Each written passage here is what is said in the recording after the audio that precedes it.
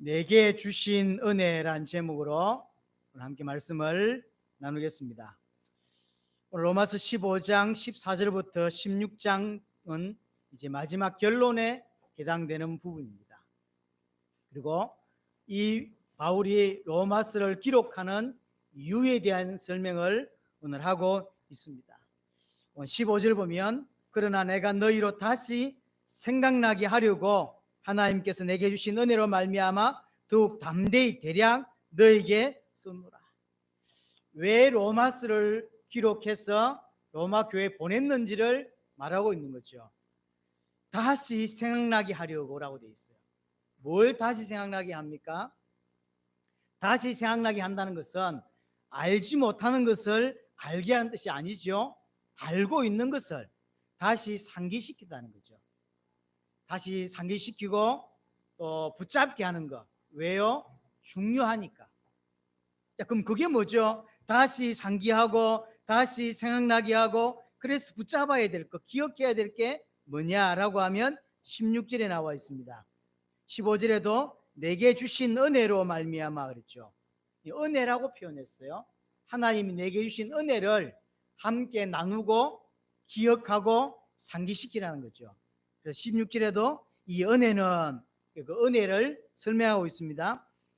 바로 이방인을 위하여 그리스도 예수의 일꾼이 되어 그리스도 예수의 일꾼 된 것, 이것이 내가 하나님께 받은 은혜고 이것을 함께 기억하고 놓치지 말라는 거죠. 하나님께 바울이 은혜를 받았다라고 표현했어요. 은혜를 받았다는 이야기는 사실은 받을 자격이 없는데 내게 주어진 선물이다라는 표현이죠. 내가 감히 감당할 수 없는데 내게 허락해 주셔서 이것을 감당하고 있다라고 하는 거죠. 그 내용이 이방인의 사도가 되었다는 거죠. 이방인을 살리는 그리스도의 일꾼이 되었다는 거죠. 원래 바울은 우리가 알다시피 본인이 또 표현했듯이 사실은 기독교인을 핍박했던 사람이었어요. 박해자요, 폭행자였죠. 그러다가 하나님의 은혜로 전 세계를 살릴 수 있는 그런 사람이 된 거죠. 기독교인을 박해하고 비방하고 특별히 스데반을 죽일 때 그 자리에 정인으로 섰던 사람이 바울이었습니다. 그 사람이 이제 전 세계를 살리는 사람이 되었다는 거죠. 내가 감당할 수 있는 일이 아니었고 내가 사실은 내가 가질 수 있는 일이 아니었는데 하나님의 은혜로 받았다는 거죠. 바울이 표현하는 대로 디모데전서 1장에 보면 나를 충성되이 여기셔서 그렇게 했다.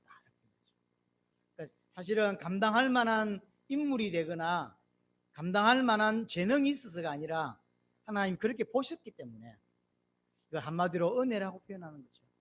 하나님의 은혜. 근데 바울은 로마서에서는 이 이야기를 네 번째 하고 있어요. 내가 이방인을 살리는 사도가 되었다. 이런 이야기를 벌써 로마서에서만 네 번째. 그 말은 무슨 말일까요? 마음 깊이 가지고 있다는 거죠.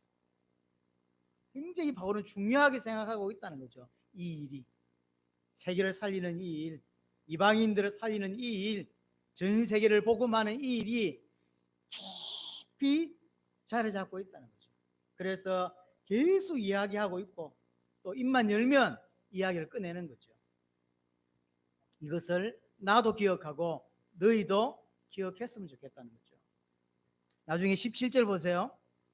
15장 17절 후반부에 보시면 자 17절 그러므로 내가 그리스도 예수 안에서 하나님의 일에 대하여 자랑할 것이 있거니와 자랑할 것이 바울이 자랑하는 게 딱 한 가지요. 18절에 그리스도께서 이방인들을 순종하기 위하여 나를 통하여 역사하신 것.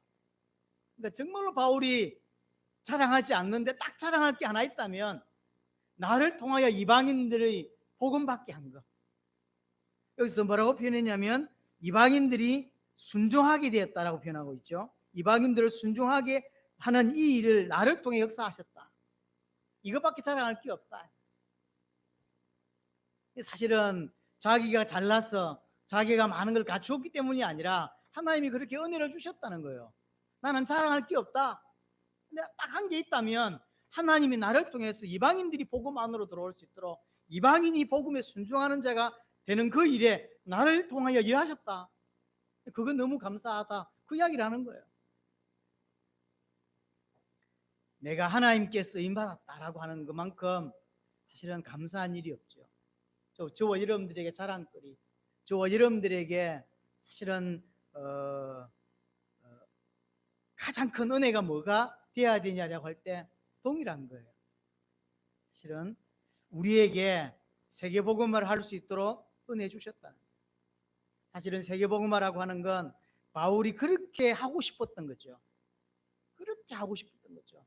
나의 달려갈 길과 주 예수께 받은 이 은혜를 마치려 하면은 그랬어요. 일평생 세계복음을 완성하려고 뛰었던 그 바울이 완성하지 못했던 것을 우리가 그 바톤을 가지고 좀 완성하려고 하고 있는 거죠. 우리가 무엇이 간데? 그렇잖아요. 얼마나 뛰어난 학자들이 많고 얼마나 뛰어난 설교가들이 많고 그렇잖아요. 전 세계에 얼마나 뛰어난 사람이 많은데 우리를 바울이 하던 바울이 완성하지 못했던 그 세계복음화를 완성하는 자라 우리를 불러주셨다고 하는 것. 가장 큰 자랑거리고 가장 큰 은혜입니다. 우리가 세계를 살릴 만한 그럼 자격이 있냐? 없어요. 그렇잖아요. 세계를 살릴 만한 또 세계에 영향을 줄 만한 그런 걸 가지고 있냐? 아니요. 그 텔레비전 프로 중에 지금은 없어졌는데 무한도전이라고 하는 프로가 있었어요. 원래 의미는 무모한 도전이었어요. 그러니까 평균 이하의 사람들이 모여서 평균 이상의 사람들이 못하는 것들을 계속 도전한다 이런 의미예요. 자기들끼리는 평균 이하라고 하는 거죠. 평균 이하인데 계속 도전하는 거죠. 이번에 2월 달에 우리가 콩고 사역을 하면서 차를 타고 가면서 조 목사하고 이야기를 했어요. 우리가 무한 도전하는 것 같다. 우리가 무한 도전팀이다. 본인은 유재석 역할이라면 그러더라고요. 그래. 그렇죠. 평균 이하인 우리가 아무것도 할 수 없는 우리가 사실은 전 세계 뛰어난 학자들이 많음에도 불구하고 또 엄청난 큰 교회가 많음에도 불구하고 할 수 없는 그 일을 우리에게 맡기셨다는 거예요. 왜 맡기셨을까? 몰라요. 그걸 보고 은혜라고 하는 거예요. 그래요. 순위를 매기자면 우리는 앞쪽에 있지 않습니다. 기독교인들은 줄을 쭉 세워서 학자 또는 뛰어난 인물로 재능별로 순위를 쭉 매기자면 우리는 저 뒤쪽이죠. 모르겠는데 이름은 모르겠고 저는 저 뒤쪽인 것 같아요. 평균 이하가 맞는 것 같아요. 그런데 우리를 세계복음화하는 사람으로 세워주셨어요. 이거는 기도한다고 되는 게 아닙니다. 왜냐하면 세계복음화를 두고 기도하는 사람이 우리밖에 없다고 생각합니까? 그렇지 않습니다. 우리 시대에 우리 손으로 세계복음을 이루고자 뛰는 사람은 우리뿐만 아니라 많이 있습니다. 지금도 선교사들 중에서는 생명 걸고 뛰고 있고 또 가끔 여러분들 신문상에 혹시 알지 않습니까? 선교사들이 아프리카에 순교하는 일들이 최근 영상에도 제가 아프리카 어떤 지역에서 선교사들이 순교하는 걸 봤어요. 지금도 순교하고 있고 그래서 주를 위해 인생을 걸고 있습니다.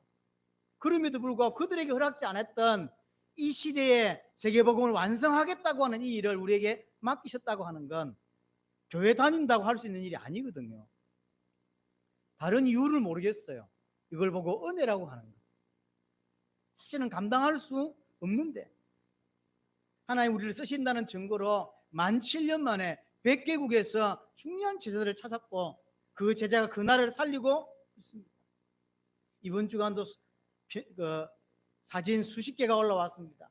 여러분들은 보지 못했지만 지금 전 세계 코로나 때문에 움직이지 못하는데도 불구하고 전 세계 우리 제자들은 계속해서 복음을 전하고 있고 어제도 집회했던 영상이 이렇게 올라왔어요. 감사하죠.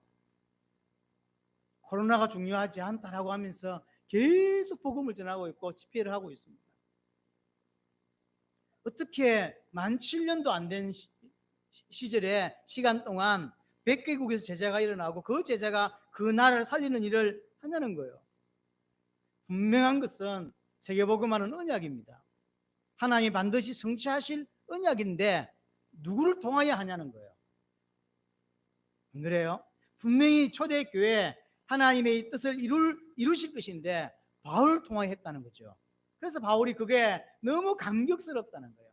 우리 또한 마찬가지입니다. 분명히 세계복음화 앞으로 이제 100개 나라를 넘어서 200개, 200 몇십 개의 모든 나라의 복음을 증거하게 될 것이고 증거될 것입니다. 문제는 누구를 통해 그 일을 하냐는 거예요. 우리를 통해 그 일을 하고 있다는 거죠. 왜? 몰라요. 은혜예요. 우리를 통해서 하나님이 세계를 살리시고 계신다는 거죠. 이거보다 더 큰 은혜가 없습니다. 사실 우리가 다른 제자들보다 다른 선교단체보다 부지런합니까? 우리가 그들보다 열정이 많습니까? 그들보다 뛰어난 게 있냐고? 없어요.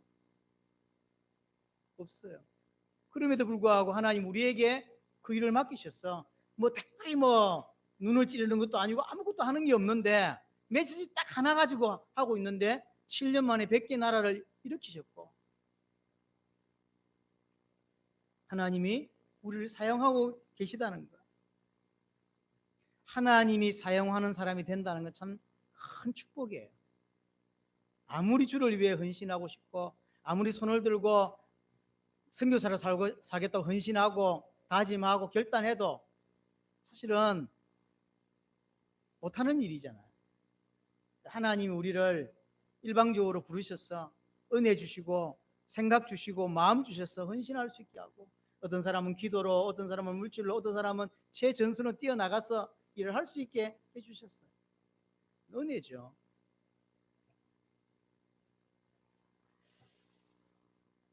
내가 하나님이 일하시는 거기에 도구가 되었다고 하는 것, 그만큼 큰 축복은 없는 것 같아요. 일평생 교회를 다니면서 사실 내가 하나님께 붙들리고 있다, 하나님께 붙잡혀 있다라는 생각을 가지지 못하는 사람이 대부분이에요. 근데 하나님이 나를 붙잡고 세계복음화에 쓰십니다. 바울이 뭐라고 말했냐면 이방인을 순종케 하는 일에 나를 통해 역사하셨다.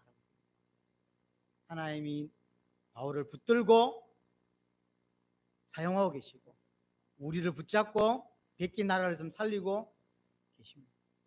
이거보다 사실은 가치 있는 일이 없어요. 아무리 생각해도 우리가 쓰임받을 조건이 없는데 쓰임받을 조건이 없는데 지금까지 세계복음화를 외치는 사람이 참 많았습니다. 그들과 우리가 다른 점이 뭐냐라고 할 때 하나님 우리를 쓰시는 두 가지 이유 같은 거죠. 첫 번째는 복음이에요. 분명히 전 세계 사람들은 복음을 알고 있다고 말하지만 성경과 다른 복음을 알고 있는 경우가 사실은 많습니다. 분명히 성경에서 말하는 복음 그대로여야 합니다. 오후 예배도 이야기를 좀 할 건데요. 분명히 그들은 복음이 변했다는 것도 모르고 초대교회와 지금이 다르다는 것을 몰라요. 하나님이 은혜로 저를 갈등하게 하셨고요. 초등학교 5학년 때부터 교회를 다녔는데 어릴 때 못 모르고 열심히 뛰었고요. 그냥 열심히 살았는데 어느 순간 이제 신앙의 연륜이 10년이라는 세월이 좀 지날 때쯤 제가 이제 갈등이 시작됐어요. 왜 초대교회와 내가 다를까라고. 은혜예요. 지금 생각하면 굉장히 은혜였어요. 그러니까 초대교회 사람들과 내가 많이 다르다는 걸. 그들은 예수 믿고 나도 예수 믿는데 그들의 삶과 내 삶이 다르다고 느껴졌어요. 왜 그렇게 느껴졌는지 모르지만 나는 그렇게 느껴졌어요. 그래서 제 나름의 발부둥을 쳐봤어요. 나름의 기도도 해보고 나름의 어떤 근데 그렇다고 해서 안 바뀌더라고요. 그렇다고 해서 달라지진 않더라고요. 나중에 알았어요. 초대교회 바울이 생각하고 있는 복음과 내가 복음이라고 생각하는 것이 다르다는 걸 알게 되었어요. 복음이 다르니까 결국 믿음이 다르고 믿음이 다르니까 나타나는 삶도 다른 거예요. 선교 활동을 안 한다는 이야기가 아닙니다. 주를 위하여 기도 안 한다는 게 아니에요. 분명히 모습은 동일하게 있습니다. 바울이 사역하는 모습이 내게도 있었어요. 바울이 메시지를 했듯이 나도 청년들을 붙잡고 현장에서 찬양전도 속에서 불신자에게 복음을 전하고 그런 일이 많이 있었습니다. 그럼에도 불구하고 내게는 초대교회 같다, 초대교회 믿음이다, 이런 생각은 안 들었던 거죠. 복음의 차이. 그것이 제가 현장을 다니면서, 특별히 해외 현장을 나가면서 정말로 예수라고 하는 이름은 같지만 복음이 다르구나라는 걸 너무 많이 느꼈어요. 하나님 우리를 쓰시는 이유, 사실은 또 쓰게끔 이런 고민도 하게 하고 복음을 깨닫게 해주신 것도 하나님이고, 또 하나가 뭐냐면 분명히 세계복음을 외치지만 내가 살아있을 때 세계복음화를 완성한다는 마음으로 뛰지 않는다는 거죠. 세계복음화를 완성하기 위해서 뛰는 인물들은 많지 않습니다. 이 땅에 분명히 세계복음을 완성하게 뛰는 사람도 있지만 그 사람들은 우리가 생각하는 복음이 약하고 이 두 가지를 갖고 있지는 못해요. 저와 여러분들이 두 가지를 놓치지 말아야 돼요. 계속 더 선명해서 성경에서 말하는 복음이 더 선명해지는 거예요. 또 하나는 내 살아있을 때 정말 주의 재림을 보고 싶다라는 마음으로 뛰는 것이 맞는 거예요. 어느 순간 내지는 먼 어느 날 주님이 오실 것이다 라고 생각하는 것은 많은 것들이 달라져요. 초대교회는 그렇게 살지 않았다는 거죠. 자, 이 바울에게 은혜를 주셨어요. 이방인을 살릴 수 있는 은혜를 주셨고, 그럼 어떤 일을 하게 하셨냐면 세 가지라고 바울은 이야기합니다. 16절을 다시 봅니다. 이 은혜는 곧 나로 이방인을 위하여 그리스도 예수의 일꾼이 되어 하나님의 복음의 제사장 직분을 하게 하사. 첫 번째로 복음의 제사장 직분을 감당하게 하셨습니다. 부르셔서 그리스도 일꾼이 되게 하신 거예요. 이게 은혜입니다. 자, 그래서 은혜로 불러놓고 어떤 일을 감당하게 하셨냐면 복음의 제사장 직분을 감당하게 하셨다는 거죠. 복음의 제사장 직분이란 말이 무슨 말이냐면 모든 사람에게는 구원이 필요합니다. 구원이 필요한 죄인이라는 거예요. 로마서 3장 10절 23절에 표현한 대로 한 사람도 예외 없습니다. 이 죄 때문에 하나님과 단절되었고, 죄 때문에 인생의 고통이 들어왔고, 죄 때문에 인간이 받았던 모든 축복을 잃어버렸어요. 반드시 인간은 죄 문제를 해결해야 돼요. 죄 문제. 지금도 죄의 권세 아래 놓여 있어요. 에베소 2장 3절에 말한 대로 하나님의 진노 아래 있는 거예요. 한참 연예인들 중에서 자살이 참 많았어요. 많이 안타깝기도 하고, 최근 들어서는 뛰어난 정치인들이 계속 자살하는 일이 계속 벌어지고 있어요. 많이 안타까워요.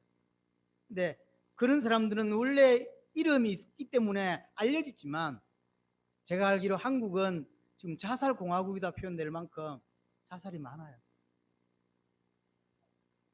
1년에 교통사고보다 더 많은 사람들이 자살해요. 여러 가지 이유로. 왜 그럴까요? 우리는 답을 가지고 있어야 돼요. 죄의 권세 아래 살고 있어요. 그래서 자기 인생 목표를 두고 열심히 살다가 어느 날 딱 한계 왔을 때 못 넘어서는 거죠. 명예가 생명인 사람이 있습니다. 특별히 정치인들 중에서 그런 거예요. 명예가 도덕이 생명이에요. 근데 거기 치명타를 받으면, 예를 들어 사기를 쳤다거나 돈을 빌려줬는데 뭐 안 받아, 이런 것들이 들리면 정치하는데 누가 돈을 줬다더라, 정상적인 기본 정치 자금 말고, 이런 명예가 결정타가 되면 살 수가 없어요. 그렇겠죠. 지금 그런 일들이 벌어지는 거죠. 그런 사람들 명예가 생명이에요. 아무것도 중요하지 않습니다. 명예가 생명인데 명예의 결정타가 떨어지니까 더 이상 살 수 없나? 죄의 권세 아래 있는, 계속 무너집니다. 답을 얻어야 됩니다. 인간은 하나님으로부터 시작되었고, 하나님을 위해 살게 되었고, 하나님과 함께 할 때 행복한 존재예요. 근데 죄 때문에 하나님과 단절되었고, 그때부터 모든 고통이 들어왔습니다. 어떤 것을 해도 사실은 행복하지 않습니다. 뛰어난 정치인이 되고 돈을 많이 버는 연예인이 됐음에도 불구하고 사실은 행복하지 않습니다. 너무너무 고난당하고 고통당하다가 마무리하는, 사실은 그게 인생이 아닙니다. 반드시 죄 문제는 해결해야 돼요. 구약 시대에 임시로 죄 문제를 해결하는 방법이 피제사입니다. 레위기 17장 11절에 말한 대로 생명이 피에 있어요. 그래서 피가 죄를 사한다고 합니다. 히브리서 9장 22절에 피 흘림이 없은즉 죄 사함이 없는 거죠. 그래서 임시로 피를 통하여 우리의 죄 문제를 해결하고, 이 피제사를 임시로 드리는 그 직분, 임시로 피제사를 진행하는 그 사람을 제사장이라고 해요. 임시요. 왜냐하면 피도 임시고 제사장도 임시입니다. 왜냐하면 피가 완전하지 못하고 제사장이 완전하지 못해요. 이 피와 이 제사장은 나중엔 오실 누군가를 예표하는 거예요. 지금은 양의 피를, 지금은 소의 피를 드리지만 완전한 죄 없으신 그리스도의 피가, 지금은 임시로 죄 있는 제사장이지만 죄 없는 완벽한 참 제사장이 와서 이것을 진행했을 때 인간의 죄 문제를 끝내겠다는 거죠. 그 참 제사장이, 당신이 죄 없는 당신이 직접 제물이 되시고 참 대제사장 대신 그리스도가 이 땅에 오셨고 그가 예수예요. 그래서 직접 제물이 되시고 직접 대제사장이 되신 그리스도께서 십자가와 부활을 통하여 인생의 죄 문제를, 그래서 죄 문제가 해결되면서 하나님을 만나게 되고 사단의 문제가 끝이 나는 거죠. 이것을 우리는 예수가 그리스도다라고 표현하는 거예요. 이 사실을, 이 복음을 믿음으로만 구원을 받을 수 있습니다. 이 복음으로 세상을 살리는 제사장으로 부르셨다는 거죠. 어떤 나의 재주로 사람을 살리는 것이 아니라 예수님께서 십자가 부활로 이루신 그 복음으로 세상을 살리는 제사장으로 부르셨다는 거죠. 하나님이 준비한 사람이 분명히 있습니다. 그 사람은 어떤 것으로도 살아나지 않습니다. 뭐로 사냐면 복음으로만 살아나요. 그게 하나님의 사람의 특징이에요. 교회를 다니고 좋은 어떤 시스템을 가지고 있어도 살아나지 않습니다. 영혼은, 특별히 하나님이 준비한 영혼은 복음을 들었을 때 살아나요. 여러분들 경험 있는 사람도 있을 거예요. 복음을 들을 때 내 속에 빛이 비치는 듯한, 눈이 열리는 큰 은혜를 받아봤을 거예요. 그 어떤 것으로도 인생은 안 바뀐다니까요. 복음을 딱 듣는 순간 바뀌는 거. 왜냐하면 그 하나님이 준비한 사람이에요.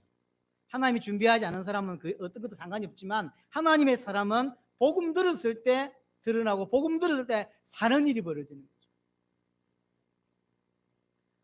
쿠바에 가서 복음을 전하고 어떤 목사님 인터뷰를 했는데 이분이 이런 이야기를 하셨어요. 조금 전에 이 앞에서 큰 교통사고가 하나 있었다는 거예요. 그래서 무슨 사고요? 그랬더니 복음을 받음으로 내가 지금까지 잘못 알았던 모든 것들이 죽고 완전히 새로 태어났다는 거예요. 자기가 복음 받고 살아났다는 이야기를 그렇게 표현합니다. 사고가 있었는데 죽었다는 그 사람. 난 이제 살았다는 거예요.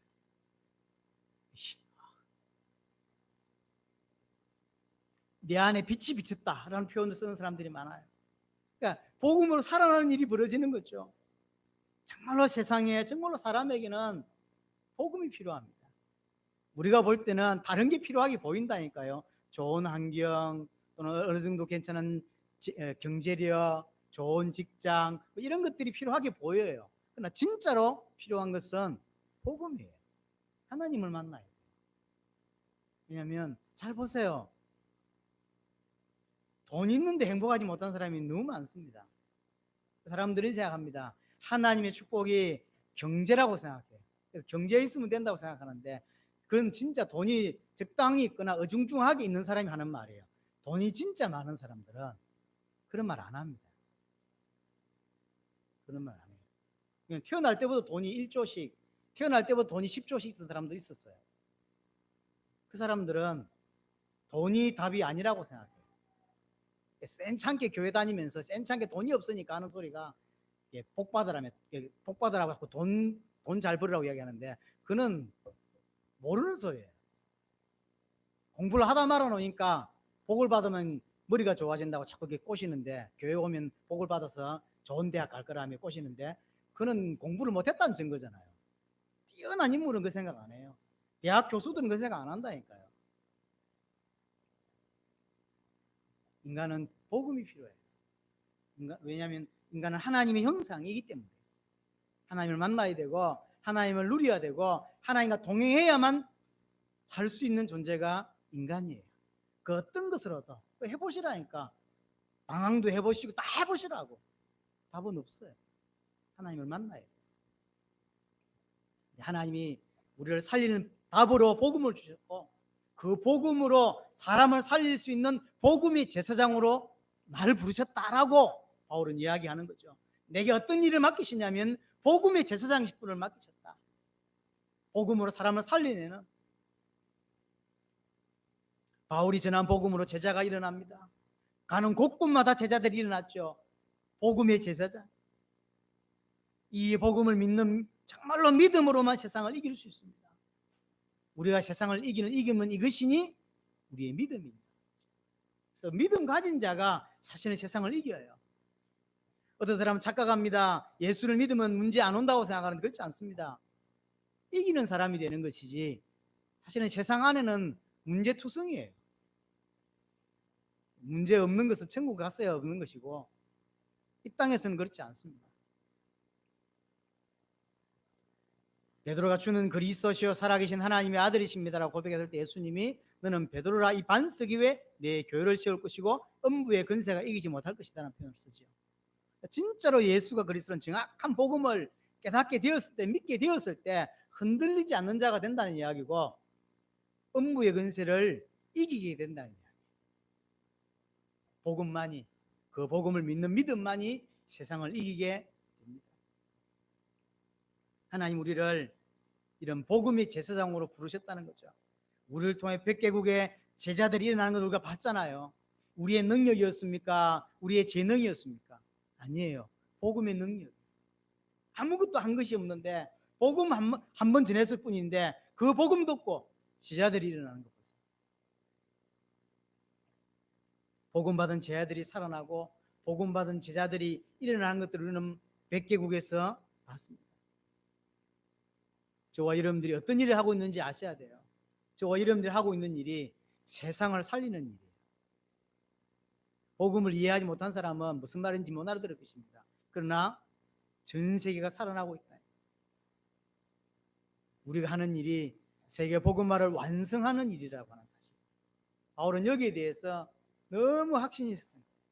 하나님이 나를 복음의 제사장으로 부르셨다. 하나님 우리를 복음의 제사장으로 부르셨습니다. 구약 때는 제사와 제사장을 통하여 이런 역할을 했다면 지금은 그게 다 없어졌어요. 지금은 복음의 말씀을 통하여 사람을 살리는 일이 일어납니다. 사실은요 예배에서 가장 중요한 게 메시지고 또 사람을 살릴 수 있는 방법이 메시지예요. 여러분들이 깊이 있게 답이 되는 메시지라면 또 다른 사람에게도 답이 된다는 사실. 내게 가장 유익한 물건은 다른 사람에게도 유익하다니까요. 이해됩니까? 여러분에게 정말로 생명이 되고 여러분의 정말로 인생에 답이 되는 메시지라면 그것은 여러분에게만 그렇지 않다는 거예요. 다른 사람에게도 그런 일이 일어난다니까요. 그럼 이 메시지를 어떻게 듣게 할까? 이게 우리의 고민이고 이게 우리의 기도 제목이에요. 여러분들이 메시지로 인생이 안 바뀌어본 사람은 이 말을 못 알아들을 겁니다. 그러나 메시지 답을 얻어보고 메시지로 울어보고 메시지 때문에 한이 생겨본 사람은 무슨 말인지 알아듣잖아요. 여러분이 그랬듯이 그런 사람이 이 지역에 있다. 그런 사람이 이 대한민국에 많이 존재한다니까. 쉽게 말하면 우리가 있어요. 그렇죠? 복음 하나로 다 풀리는, 복음 하나면 되는, 복음 때문에 살고 싶은, 복음 때문에 정말로 살고 싶은 사람이 있다는 거예요. 뭐 어떻게 듣게 할 것이냐. 제가 많은 고민을 하다가 어느 날 복음이 들려지기 시작하고 은혜를 받기 시작했어요. 이때부터 제 행동이 달라지더라고요. 직장 안에서도 그다음에 만나는 사람에게 제가 잘 쓰는 표현 중 하나가 네 인생이 바뀔 수 있어 라는 표현이었어요. 대놓고 자꾸 이야기를 하니까 싫어했습니다만 교회 안에도 네 인생이 바뀔 수 있으라니까 싫어하긴 했어요. 근데 그게 은혜를 받고 나니까요 계속 그런 이야기가 제 입에 있어요. 그다음에 테이프 복사하는 걸 제가 샀어요. 테이프 복사한 걸 사가지고 제가 은혜 받은 테이프를 사가지고 그걸 직장 다녀오면 그걸 계속 복사했어요. 그리고 일주일에 몇십 개씩, 물론 이제 교회에서 미자리 교회라든가 또 그 교회가 돕는 교회가 있었기 때문에 그걸 제가 맡겠다 그랬어요. 제가 맡아서 일주일에 한 40개 교회에다 그걸 보냈거든요. 그것도 보내고 또 그 복사하는 짐에 제 것도 좀 더 복사하고 그래서 제가 직장 다니고 하면서 밤마다 교회 와서 그거 복사하고 그다음에 보내고 그다음에 그거 남은 것들을 늘 가방에 들고 다니고 그랬던 기억이 있어요. 또 그게 시켜서 하는 게 아니에요. 내가 할 수 있는 게 그거라고 생각되니까 늘, 그래서 이제 가장 그 당시 기본이라고 생각했던 테이프 한 10개는 늘 가방에 이어 다니거나 뭐 이런 것들을 늘 했던 기억이 있어요. 구약시대는 제사와 제사장을 통하여 그런 역할을 했다면 지금은 복음의 말씀을 통하여.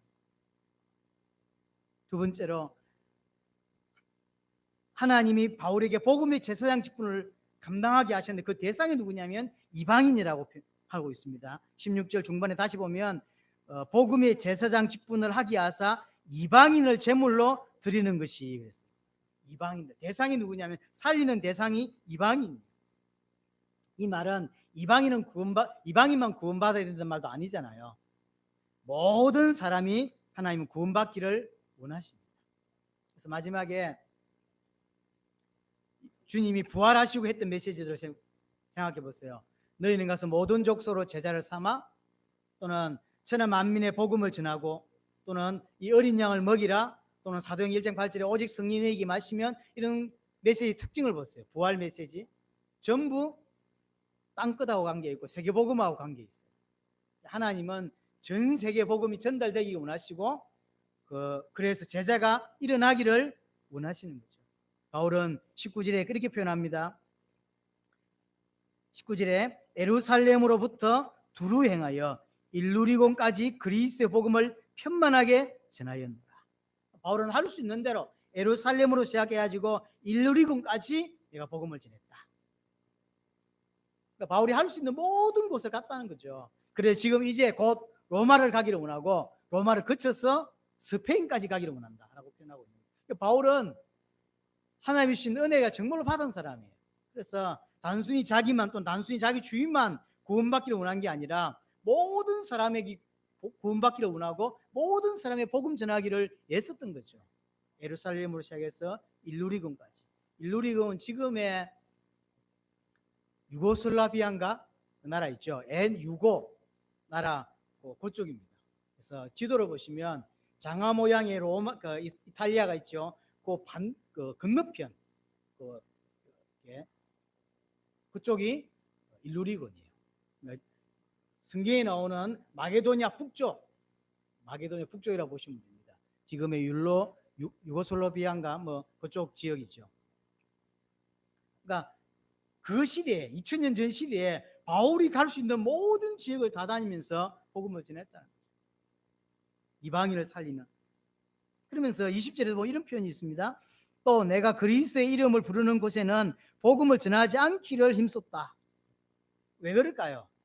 이는 우리가 말하는 이는 목회윤리가 아닙니다. 목회윤리라는 그런 게 있어요. 옛날에 지금은 없었지만 300m 안에 교회를 세우지 않는다 뭐 이런 게 있거든요. 우리 안산 건물은 교회가 2군데 4층이 우리 교회, 3층이 또 다른 교회가 있잖아요. 그러면 안 되잖아요. 그렇잖아요. 여러분 중에서 저번에 오다가 3층 들어가신 분도 있다면서요. 그래서 여기 아니네 이래 다시 올라오고 막. 옛날에 한국 교회는 그랬거든요. 300m 안에 교회를 세우지 않는 거. 이게 그 당시 윤리였어요. 그 말인가요? 예수 이름 부르고 있는 데는 가서 복음 안 전하겠다. 그 말이 아니에요. 빨리 복음을 더 넓은 곳에 더 많이 전하겠다는 거죠.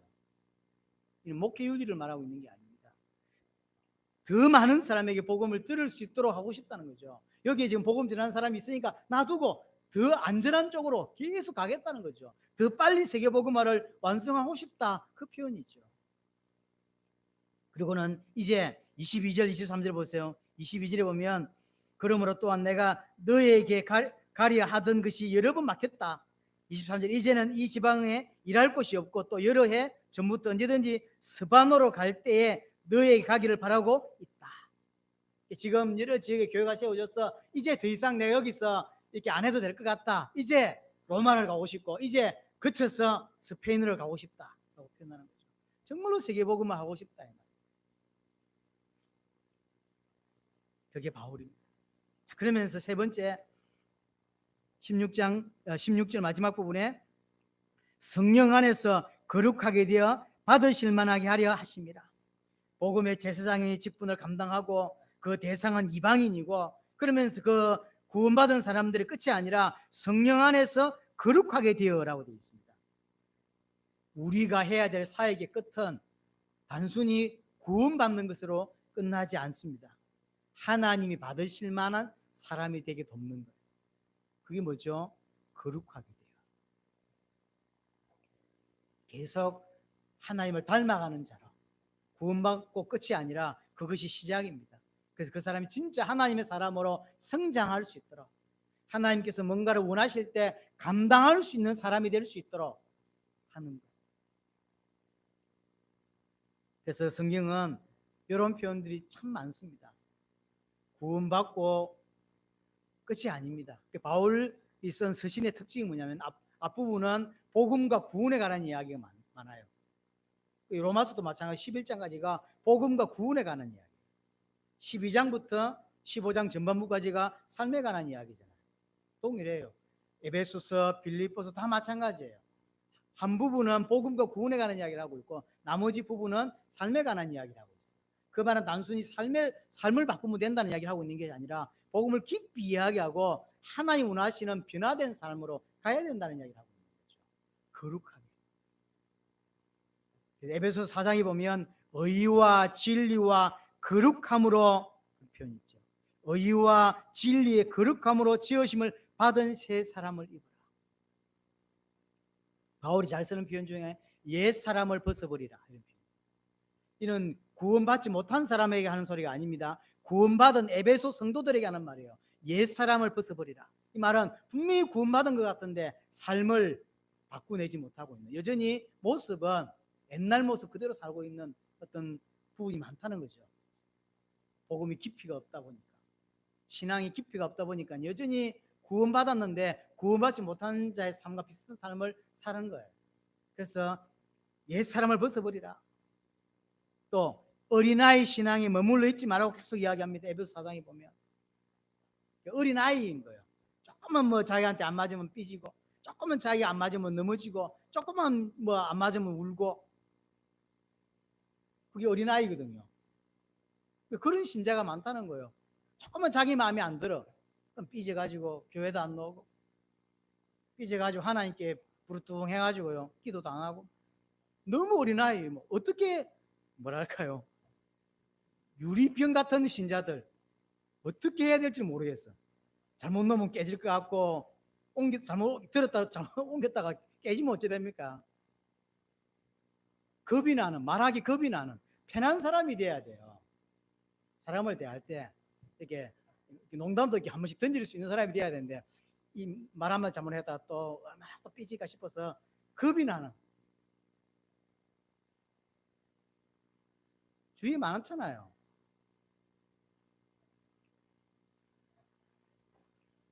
얼마나 그런 사람이 많았으면 우리 교회 오래 다닌 사람들은 말하기를 섭섭병이 걸렸다는 등, 섭섭마귀가 들어왔다는 등 왜 그런 말을 하냐고. 그게 왜냐하면 어린아이라는 거예요. 그러니까 자기 기분이 결국 힘입니다. 예를 들면 그 하준이가 지금 엄마나 할머니의 어떤 이런 거 생각할 나이가 아니에요. 좀 불편하다 그냥 그게 뭐 지하철이든 그게 버스든 상관없어요. 그냥 불편하면 불편하고 막 이렇게 하는 거죠. 어른은 그렇게 하지 않죠. 좀 그냥 기다리죠. 어린아이 신앙이 너무 많은 거예요. 겁이 나는. 사람이 살면서 농담도 하고 그래야 되는데 농담 못하는, 우리가 농담 못 섞는 사람은 여러분 자신을 돌아보셔야 돼요. 내가 좀 굉장히 별로구나.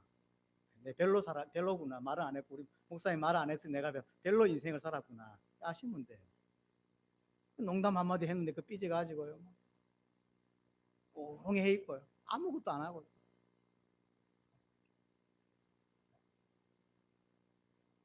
그걸 빨리 벗어버리라고 바울은 에베소 교회 이야기하는 거예요. 이런 사람 특징도 잘 속아 넘어갑니다. 우리 나이다 보니까요, 잘 속죠. 옛날에 왜 만 원짜리하고 천 원짜리를 두 개 갖다 놓고 천 원짜리 두 개하고 만 원짜리하고 이렇게 주면 이렇게 만 원짜리 들고 있는데 천 원짜리 두 개 주면서 바꾸자리 하면 그냥 바꾸죠. 몰라요. 가치를 잘 모르니까 그냥 냅다 바꾸죠. 왜? 숫자가 많으니까. 그런 거죠. 신앙이 아직 약하다 보니까요. 뭐가 중요한지 뭐가 안 중요한지 이런 거 구별을 못 해내요. 자기 생각에 판단이 옳은 대로 그냥 하는 거죠. 골로새서 1장에 보면 너희로 거룩하고 흠없고 책망할 것이 없는 자로 세우고자 한다. 거룩하고 흠없고 책망할 것이 없는 자로. 그게 하나님이 우리에게 원하시는 목표예요. 또한 우리가 사역하는 사람들이 대상이 그렇게 성장하기를 원하는 거죠. 쉽게 말하면 예를 들어 박계란 성도님이 있는데 제가 이 설교를 통해서 뭘 원하냐면 이런 사람을 원하는 거예요. 거룩하고 흠없고 이렇게 책망할 것이 없는 자로. 많은 사람들이 교회 와서 실제로는 그렇게까지 못 가는, 여러분들 복음을 깊이 들어야 할 이유, 복음 이름 끝으로 소화되어야 될 이유가 여기 있어요. 어느 정도까지 바울은 이야기하냐면 골로새서 3장 19절에 보면 지식에까지 새롭게 하심을 입었다라고 표현했죠. 다 바뀌었다는 거죠. 내가 구원받기 전에 가치관이 있습니다. 구원받고 나서 다 바뀌어버린 거예요. 에베소 4장에 말한 대로 성도를 온전하게 하고 또 그리스도의 장성한 분량이 충분한 데까지 라고 이야기합니다. 왜 그래야 되냐면 목적이 있어요. 그냥 성장하는 게 목적이 아닙니다. 목적이 있습니다. 히브리 13장 21절에 보면 너희를 온전하게 하사 자기의 뜻을 행하게 하시고, 왜 그러냐면 하나님의 중요한 일을 감당할 수 있는 사람이 되게 하기 위하여, 하나님의 중요한 일을 감당하기 위한 감당할 수 있는 사람이 되어야 되는데 아직 어린아이다 보니까 그걸 감당을 못 해내는 거죠. 에베소 4장 12절에도 봉사 일을 하게 하며 그리스도의 몸을 세우게 하십니다. 봉사 일을, 교회 안에 중요한 역할들을 감당해내야 돼요. 그래서 그리스도의 몸을 감당하는, 여러분은 이 교회를 책임지고 이 교회를 가지고 세계복음화가 완성될 때까지 뭔가를 감당해낼 수 있는 사람이 돼야 돼요. 그냥 왔다 갔다 하는 사람이 아니라 뭔가를 감당해낼 수 있는, 주를 위해 감당해낼 수 있는. 자, 마지막 결론적으로 결국은 이 모든 사역은 두 가지가 따라와야 합니다. 두 가지가. 18절 다시 보세요. 그리스도께서 이방인들을 순종하게 하기 위하여 나를 통하여 역사하신 것 외에는 내가 감히 말하지 아니하노라. 그러면서 이 일은 하나님이 나를 그리스도 일꾼으로 부르셨고, 그래서 복음의 제사장으로 또 이방인을 살리는 일로, 그리고 거룩하게 되는, 성장하게 되는 이 일을 말하는 거죠. 이 일은 말과 행위로 되는 것이고, 또 하나 두 번째 표적과 기사의 능력으로, 성령의 능력으로 이루어진다라고 표현했어요. 두 가지로 돼요. 하나는 일과 행위. 뭘까요? 말과 행위. 이 일은 말과 행위라고 그랬죠. 말은 뭐죠? 말 그대로 말씀을 전하는 거예요. 말씀을 가르치는 거, 그게 간증이 되었던, 설교가 되었던 말씀을 증거하는 거죠. 행위란 말은 복음을 위한 노력을 말하는 거예요. 그러니까 쉽게 말하면, 한마디로 말하면 복음을 위한 순종을 말해요. 순종 없이 되시지 않습니다. 세계복음화 순종이 할 때 가능한 거죠. 또 하나가 뭐죠? 19절에 말한 대로 표적과 기사의 능력으로, 성령의 능력으로 이루어졌다라고 표현합니다. 이 뭐죠? 성령의 능력으로. 예, 지금 바울이 하는 이 세계복음의 사역이 인간들이 막 뛰어다닌다고 되는 일이 아니라는 거죠. 성령의 역사로만 되는 거예요. 성령의 역사로. 표적이, 기사가 성령의 능력으로 가능한 거죠. 세계복음화는 정말로 하나님의 역사로 가능한 겁니다. 한다고, 주장한다고, 외친다고 되는 게 아니에요.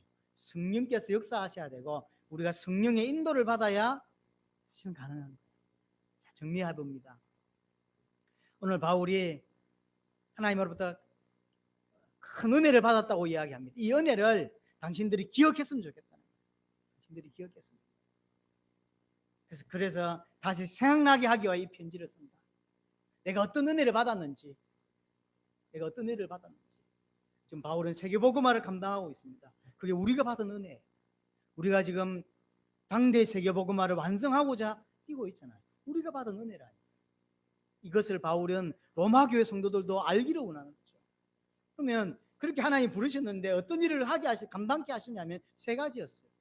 하나는 복음의 제사장직, 복음으로 세상을 살리는 일을.